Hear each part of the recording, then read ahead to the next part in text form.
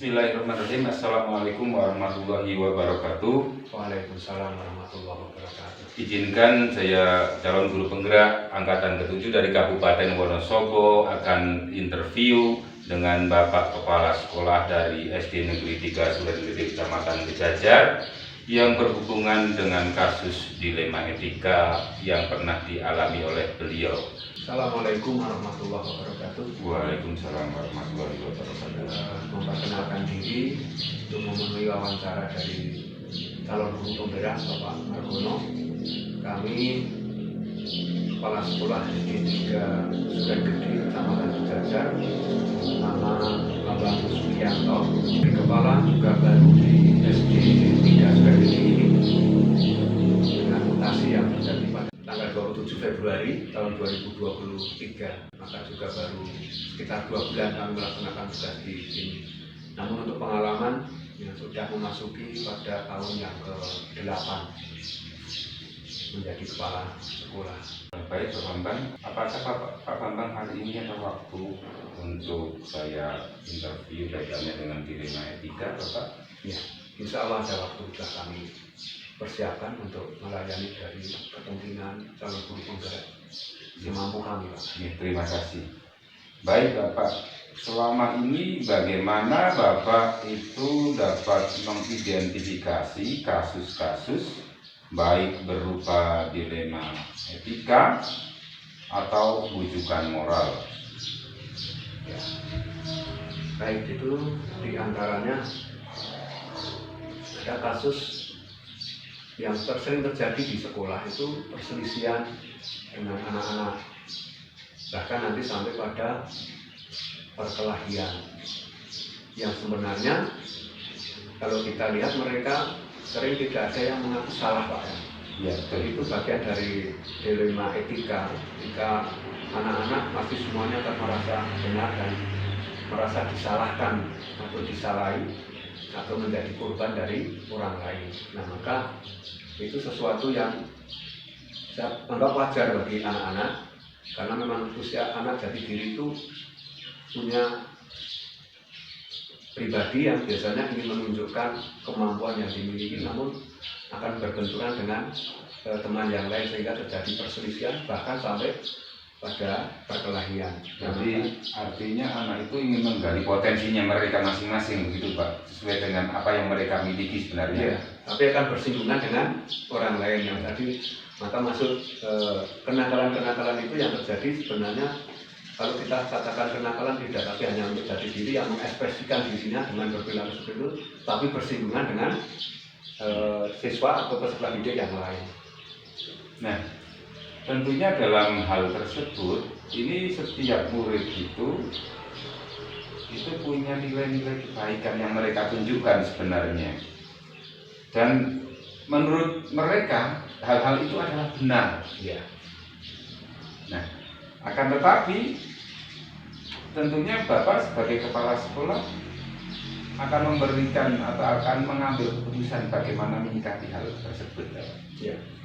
Pertama, kita sebagai orang tua yang sudah cukup dewasa, maka kenakalan anak itu suatu hal yang kita anggap wajar. Mereka baru proses untuk mencari jati dirinya, maka sering terjadi perselisihan itu. Nah, yang mereka tidak mau disalahkan, maka akhirnya pun sampai bisa melibatkan orang tua. Ya, Ya, maka dengan melibatkan orang tua ini, dan orang tua juga cenderung akan membela anaknya. iya. Nah, maka yang satu korbannya juga nanti punya orang tua, maka orang tua pun juga akan membela anaknya dengan masing-masing anak lapor pada orang tua. Iya. Nah, maka mereka harus kita cari duduk permasalahannya supaya jangan mereka merasa benar dan hanya ingin menyalahkan orang lain. Berarti orang tua Dilibatkan, Pak. dilibatkan datang ke sekolahan. Iya. Atau bagaimana itu Bapak? Ya, maka saya panggil orang tuanya itu, Pak. Yang pertama, kalau sudah sampai melibatkan orang tua, maka orang tuanya kita panggil. Kalau hanya dengan anak-anak sudah kemudian kita bisa menyelesaikan, ya cukup dengan anak-anak. Berarti ketika anak-anak sudah bisa menyelesaikan di sekolah tidak perlu menunggu orang tua. Tidak perlu. Tapi juga sering ada yang karena anaknya itu merasa kesakitan, nah maka baru kemudian melibatkan orang tua. Nah maka kalau sudah melibatkan orang tua, kita juga harus hati-hati. Karena apa? Jangan sampai ketika kita nanti mengambil keputusan, ternyata anak itu yang sebenarnya melakukan apa istilahnya menyebabkan perselisihan, sehingga kita bisa salah menilai, kemudian orang tua yang lain merasa, oh itu Bapak Guru atau Pak Kepala itu kok membela yang satu belum. Nah maka itu jadi harus ada kewaspadaan yang betul kalau melibatkan orang tua, Pak. Nah, maka prosedurnya kalau sudah sampai kepada orang tua, maka kedua orang tua saya panggil dengan waktu yang berbeda. Berarti itu langkah atau prosedur yang Bapak terapkan untuk menangani permasalahan seperti ini, Bapak? Ya, Pak. Oke. Nah, itu yang terus berikutnya, di peristiwa itu juga kita harus mencari informasi dari anak-anak yang melihat kejadian itu, maka itu menjadi saksi. Nah, nanti prosesnya maka yang menjelaskan adalah dari kejadian anak-anak yang melihat itu. Nah, kemudian langkah yang pertama tadi kita hadirkan satu orang dulu, dua orang tua kita panggil dengan waktu yang berbeda, Pak. Jadi tidak bersamaan. Nah, terus kemudian mengklarifikasi, mencari saksi yang melihat kejadian dari peristiwa kenakalan anak itu. Apakah langkah itu menurut Bapak itu sudah efektif atau belum? Jadi masih nanti langkah efektifnya setelah kami mengetahui laporan-laporan dari masing-masing orang tua yang pertama tadi merasa benar semuanya, terus kemudian saksi, maka kemudian saya pertemukan. Jadi saksinya anak-anak yang bermasalah didampingi dengan orang tuanya baru kita pertemukan. Nah setelah itu kita klarifikasi ya, kita catat dulu apa yang disampaikan masing-masing itu, terus kemudian dari saksi itu, nah itu baru langkahnya, dan nanti berikutnya kita lanjutkan pada dimusyawarahkan itu, Pak. Jadi musyawarah itu sebagai langkah efektif untuk mempertemukan kedua belah pihak yang berkaitan tersebut. Iya. Di dalam sekolah, di sekolahan ini, Pak. Di sekolah. Di sekolahan. Jadi dalam pengambilan keputusan tersebut, ini apakah ada tantangan, Bapak? Iya. Jadi tantangan yang Bapak hadapi pada waktu itu dalam pengambilan keputusan. Betul, tantangannya sebenarnya itu masing-masing orang tua sampai anak tadi, karena dia hanya mendengarkan suara dari anak sendiri. Nah, sebelum memperhatikan pada orang lain, maka yang disampaikan itu kan kebenaran untuk pribadinya. Nah, itu jadi tantangan yang sangat besar bagi kami ketika mengelola atau mengurusi kasus seperti itu. Maka tadi dengan saya kumpulkan dari beberapa orang tua keduanya, saksi, dan kemudian kita kumpulkan, maka itu nanti akan menemukan titik temu. Nah, sebenarnya kalau dikatakan itu kenakalan juga tidak benar, namun karena memang pendidikan adalah proses pendewasaan, jadi kita sebut mereka belum dewasa. Kalau sudah dewasa, maka tidak mungkin anak-anak itu akan berkelahi atau bermusuhan dengan satu yang lain. Nah, maka tantangan besarnya itu, Pak, masing-masing masih merasa benar, Pak. Iya, jadi tantangannya adalah kedua belah pihak masih merasa menang sendiri atau benar sendiri ya. Iya. Oke. Nah, kemudian dalam menyelesaikan kasus itu, apakah Bapak ini sudah membuat rencana atau jadwal tersendiri dalam periode selanjutnya atau tidak ini ketika menyelesaikan kasus itu, atau ada prosedur lain selain yang Bapak sampaikan tadi? Ya, terima kasih itu. Untuk penjadwalan, karena kalau saya itu memandang peristiwanya adalah peristiwa yang hanya spontan, Pak, insiden ya. Jadi kalau insiden, umpamanya tadi kasusnya hanya cukup di guru kelas ya, mungkin tidak sampai kepada kepala sekolah. Namun kalau ada kejadian yang istilahnya membawa satu korban yang tersakiti sampai sakit, kemudian harus bawa ke rumah sakit, biasanya sampai kepada kepala sekolah. Nah maka dari itu, di mata IPK itu saya pandang hanya insiden. Kalau nggak ada ya tidak. Namun pelaksana dari permasalahan yang lain itu sudah teratasi di guru kelas, karena guru sekolah dasar juga sekaligus menjadi guru BP. Nah, jadi guru BP yang otomatis dia akan membina anak-anak itu supaya melakukan aktivitas-aktivitas yang tidak merugikan orang lain. Nah, jadi fungsinya kalau sudah ditangani di masing-masing guru, ya itu namanya perannya guru sekolah dasar sebagai guru pembimbing untuk kasus-kasus yang terjadi pada anak-anak itu. Berarti wali kelasnya sendiri ini yang sebagai selain mengajar juga sebagai konselor atau Ya, guru pembimbing. betul. Oke. Apakah ada faktor-faktor lain Bapak ini yang mempermudah Bapak menyelesaikan seperti kasus tadi itu di sekolah ini? Ya. Faktor pendukung atau dari Bapak Ibu guru di SD sini yang ikut terlibat ini atau bagaimana Pak? Mohon diceritakan. Terima kasih Pak Ibu. Ada. Jadi kan keterlibatan tadi permasalahan itu muncul mungkin bisa hanya satu kelas, nah berarti hanya cukup gurunya, wali kelasnya. Iya. Kalau itu lintasnya sekolah, lintas antar kelas, itu berarti ya harus kedua gurunya.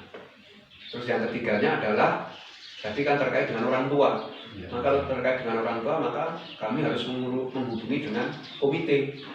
Karena komite sebagai penghubung dari masyarakat terhadap sekolah, sehingga itu yang akan membantu kami dalam menyelesaikan masalah itu. Jadi dengan komite adalah berasal dari masyarakat itu dan dia tahu karakter dari masing-masing masyarakat, apalagi orang yang punya masalah kasusnya itu komite akan tahu ini karakternya anak ini, orang tuanya seperti ini, maka akan menjadi bekal bagi kami untuk bisa menyelesaikan. Jadi ada beberapa unsur yang terlibat di situ. Yang pertama adalah guru wali kelasnya. Kalau dengan lintas antar kelas ya berarti kedua wali kelasnya. Ya. Nah kemudian dengan komitenya, karena tadi yang saya sampaikan di awal tersangkut dengan orang tua. Ya. Maka dengan komite itulah yang nanti akan kita menyelesaikan dengan cara tadi kita musyawarahkan Pak. Ya, sehingga jangan sampai ada yang merasa disalahkan atau menjadi korbannya atau yang tersakiti lah bahasa kita. Ya. Maka itu jadi orang-orang yang punya peranan di sekolah, sekali lagi ya, guru, kemudian komite harus kita libatkan dalam penyelesaian kasus dilema etika ini. Jadi berarti ketika ada kasus di lingkungan sekolah, kalau guru sudah cukup menyelesaikan, cukup guru saja. Ya. Tetapi kalau belum, ini mengundang orang tua. Kalau dengan orang tua kok belum tercukupi, tentunya sebelum mengundang orang tua kan komunikasi dulu dengan komite. Ya. Jadi ada guru, komite, orang tua serta anak tersebut mungkin. Ya. Kemudian keterlibatan juga kepala sekolah Bapak ini sebagai pemimpin kepala sekolah ya. Ya terima kasih sekali Bapak. Kemudian dari pembelajaran atau kasus yang pernah Bapak alami tadi, pengalaman apa yang Bapak petik dalam pengambilan keputusan dilema etika? Ya. Terima kasih dari satu peristiwa dilema etika ini. Jadi setiap orang yang bisa menyelesaikan permasalahan itu, nah kita akan tambah pengalaman. Kalau dalam ini kedewasaan kita itu akan diuji Pak. Kalau bisa menyelesaikan berarti kita mempunyai tingkat kedewasaan yang cukup tinggi. Kalau nanti tidak bisa, nah ini maka kedewasaan kita teruji. Ya, masalah seperti itu belum, maka jadi semakin dewasa dalam mensikapi setiap permasalahan yang terjadi, maka bahasa orang Jawa itu tidak gerusah-gerusuh ya Pak. Nah maka dengan sangat hati-hati untuk menyelesaikan itu, jangan sampai menangani masalah malah nanti akan menimbulkan masalah yang lain. Jadi itu bisa kami simpulkan, maka kami semakin dewasa dalam mensikapi hal-hal yang masalah-masalah itu untuk bisa terselesaikan dengan baik. Bapak terima kasih sekali. Jadi intinya dalam menangani kasus yang pernah Bapak alami itu adalah dengan melibatkan berbagai pihak. Yang kedua, kita tidak boleh gerusa-gerusu dalam menyikapi sebuah permasalahan, sehingga dari hasil keputusan yang Bapak berikan itu tidak merugikan salah satu pihak dalam pengambilan keputusan. Tentunya dari pengambilan keputusan tadi akan membawa pendewasaan diri ya. Pendewasaan diri dalam memutuskan suatu persoalan, bagaimana menyikapi berbagai persoalan, dan kita berpikir semakin dewasa. Terima kasih Bapak atas waktunya pada kesempatan pagi hari ini bisa wawancara atau observasi dari pengalaman Bapak kaitannya dengan kasus dilema etika. Demikianlah wawancara saya dengan beliau Bapak Bambang Sukiyanta SPD SD sebagai Kepala Sekolah di SD Negeri 3 Suren Gede Kecamatan Kejajar. Semoga dari hasil wawancara ini bisa memberikan manfaat kita semua dalam mengelola sebuah permasalahan agar kita lebih mendewasakan diri, menjadi pribadi yang mampu menyelesaikan masalah dilema etika. Yang pertama dengan nilai-nilai kebajikan universal, kemudian berpihak pada murid serta hasil keputusan itu bisa kita pertanggungjawabkan secara bersama-sama. Cukup sekian dari kami. Assalamualaikum warahmatullahi wabarakatuh. Waalaikumsalam warahmatullahi wabarakatuh. Terima kasih sekali Bapak.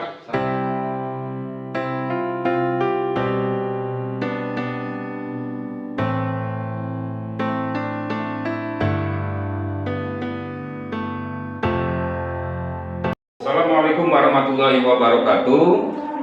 Izinkan saya Margono, calon guru penggerak angkatan 7 dari Kabupaten Wonosobo, ingin mengadakan wawancara bersama Ibu Kepala Sekolah dari TK Pertiwi Gadak Sari, Kecamatan Cacar, Kabupaten Wonosobo, terkait dengan bagaimana kepala sekolah dapat mengambil keputusan secara bijak melalui nilai-nilai kebajikan universal, berpihak pada murid serta hasil keputusan itu dapat bertanggung jawab. Nah, pada kesempatan kali ini tema wawancaranya yaitu adalah dilema etika, di mana seorang pemimpin itu dapat menyelesaikan dua permasalahan benar lawan benar secara bersinggungan, namun dapat mengambil keputusan secara tepat.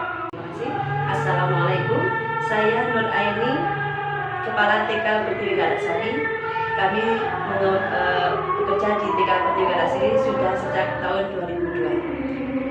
Ya, terima kasih Ibu. Bagaimana keadaan Ibu hari ini, sehat saja? Alhamdulillah sehat. Ini katanya dengan wawancara dengan kepala sekolah dan di lingkungan sekitar saya bekerja, kaitannya dengan meningkatkan mutu pendidikan yang akan ada. Nah, yang ingin saya tanyakan, ini selama ini bagaimana Ibu ini sebagai kepala sekolah dapat mengidentifikasi kasus-kasus yang merupakan dilema etika ataupun bujukan moral? Terima kasih. Selama ini kami bekerja tentunya tidak sendirian ya, kami juga bersama ada guru, rekan guru juga bersinggungan dengan wali murid, anak didik dan juga pengurus. Tentunya selama bergaul itu tidak mulus terus ya. Istilahnya kadang ada gesekan-gesekan atau hal-hal yang kurang berkenan. Untuk itu kami akan berusaha untuk menyelesaikan. Kalau kami tidak mampu, kami akan berkoordinasi dengan guru, pengurus ataupun wali murid. Nah, sangat menarik sekali dari tadi ada kata-kata gesekan antara dua hal. Itu apa itu yang pernah Ibu alami saat itu? Yang pernah kami alami biasanya ada kejadian dengan wali murid. Kalau bersama rekan guru kerja atau dengan pengurus, alhamdulillah selama ini aman. Tapi kadang-kadang kalau dengan wali murid pernah sekali-sekali gitu ya, ada hal-hal yang mungkin dari wali murid ada yang kurang berkenan atau ada apa gitu. Hal apa itu yang kurang berkenan dari wali murid contohnya Bu? Pernah dulu itu ya, kami kan dari sekolah memang belum bisa menggaji karyawan untuk bidang kebersihan. Karena itu kami mengajak wali murid untuk berpartisipasi dalam menjaga kebersihan lingkungan sekolah. Nah, oleh karena itu kami mengadakan piket dengan wali murid. Nah, untuk masalah piket itu kami serahkan kepada wali murid semua. Oh, berarti ada dua hal begitu. Sekolahan menginginkan adanya kebersihan lingkungan, tetapi untuk mencari tenaga kebersihan tidak mampu karena biayanya. Kemudian dari kepala sekolah mencari solusi adalah dengan jadwal piket wali murid secara bergiliran, melibatkan wali murid untuk piket di sekolahan sama-sama menjaga kebersihan. Berarti langkah apa itu, Ibu? Langkah apa yang Ibu lakukan selama ini? Nah, untuk masalah jadwal piket kami serahkan sebetulnya kepada wali murid. Dari wali murid itu ada terbentuk kepengurusan gitu ya, kami serahkan untuk dibahas oleh wali murid tersebut. Akan tetapi di tengah jalan ternyata ada kendala dari wali murid yang istilahnya bekerja di sebuah instansi juga yang menuntut harus bekerja dari pagi. Oh, betul sekali. Berarti hal-hal itu tentunya dalam memutuskan suatu persoalan ada kendala-kendala atau tantangan yang dihadapi. Salah satunya tadi tantangan itu ada yang kurang respon, mungkin kurang respon atau kurang sepakat gitu. Iya. Nah, bagaimana Ibu itu menerapkan langkah-langkah yang efektif dalam pengambilan keputusan pada saat itu? Kemarin terus karena ada kendala itu dari wali murid ada yang memberi usulan bagaimana kalau yang tidak bisa tiket itu nanti diberikan sanksi gitu ya, istilahnya mengganti uang tiket dengan memberikan sejumlah uang atau uang kas, nanti uang kasnya untuk biaya kebersihan atau untuk membantu memberi alat-alat kebersihan itu. Oh, berarti yang tidak tiket ini ada sanksi atau denda? Iya. Dengan tujuan untuk membeli alat-alat kebersihan. Nah, menurut Ibu sendiri dengan hal seperti itu benar atau tidak itu? Kalau menurut saya sih benar saja, gitu. Asal itu uang dendanya itu istilahnya tidak memberatkan. Gitu. Nah, kebetulan kemarin dari wali murid tersebut ada yang merasa keberatan dengan nominal tersebut. Padahal itu adalah hasil kesepakatan dari wali murid sendiri. Untuk masalah tiket itu dari pihak sekolah kebetulan waktu itu tidak mengetahui seberapa jumlah uang dendanya itu. Oh, berarti ada yang tidak setuju dengan nominal daripada denda tersebut. Nah, kemudian dalam menyelesaikan kasus yang Ibu hadapi tadi, itu apakah ada waktu atau jadwal tertentu untuk menyelesaikan kasus itu bersama dengan orang-orang yang terkait di situ? Untuk penyelesaiannya tersebut, kami mengundang pengurus wali murid tersebut dengan orang yang merasa keberatan. Terus kami kumpulkan, lalu kami bahas. Nah, alhamdulillah sudah bisa menemukan jalan tengah. Okay? Berarti itu sudah ketemu jalan tengahnya. Ya. Nah, dalam menyelesaikan masalah itu, apakah ada faktor-faktor yang mempermudah atau yang mendukung peran itu dalam mengambil keputusan itu? Contohnya misalkan ada pihak lain yang memberikan motivasi atau semangat dalam mengatasi atau mengambil keputusan tersebut. Nah, tentunya sebelum kami koordinasi kepada pihak-pihak yang ada yang keberatan bersama wali murid, kami juga koordinasi dengan pengurusnya. Kami minta masukan dari pengurus bagaimana baiknya. Nah, alhamdulillah dari pengurus juga memberi masukan-masukan yang bisa memantapkan saya dalam mengambil keputusan tersebut. Berarti ada faktor lain yang mendukung, terutama dari pihak pengurus itu memberikan semangat untuk mengatasi permasalahan tersebut. Demikianlah wawancara kami dari calon guru penggerak angkatan ke-7 yang terkait dengan dilema etika, permasalahan yang dihadapi oleh pemimpin pembelajaran atau kepala sekolah dalam mengambil keputusan berdasarkan nilai kebajikan. Ibu, gini, dari apa yang kita diskusikan tadi, pembelajaran apa yang bisa dipetik dari pengalaman apa yang Ibu ceritakan dari pengambilan keputusan tadi? Saya bisa mengambil pembelajaran itu ya, bahwasanya meskipun kita ada kerjasama dengan wali murid, tapi sebagai kepala kami tidak boleh lepas tangan begitu saja. Jadi meskipun kebijakan kami serahkan kepada sepenuhnya pada wali murid, tapi kami tetap akan mengawal, istilahnya biar meminimalkan gesekan-gesekan antar wali murid tersebut. Dan kami juga tetap berkoordinasi dengan pengurus atau pihak yayasan agar istilahnya pengambilan keputusan yang saya ambil bisa lebih maksimal. Berarti ada beberapa pihak yang terkait, jangan sampai pengambilan keputusan itu merugikan salah satu pihak yang nantinya akan membawa dampak kurang baik pada perkembangan pendidikan ke depannya. Terima kasih sekali Ibu atas waktunya. Mudah-mudahan hal ini bisa memberikan pencerahan pada kita semua dalam pengambilan keputusan, terutama pengambilan keputusan yang didasari atas nilai-nilai kebajikan universal, kemudian berpihak kepada murid, dan hasil keputusan itu dapat kita pertanggungjawabkan bersama. Demikianlah, semoga hasil wawancara ini bisa memberikan manfaat buat kita semua, terutama dalam peningkatan pendidikan di masa depan. Terima kasih dari saya. Assalamualaikum warahmatullahi wabarakatuh. Waalaikumsalam.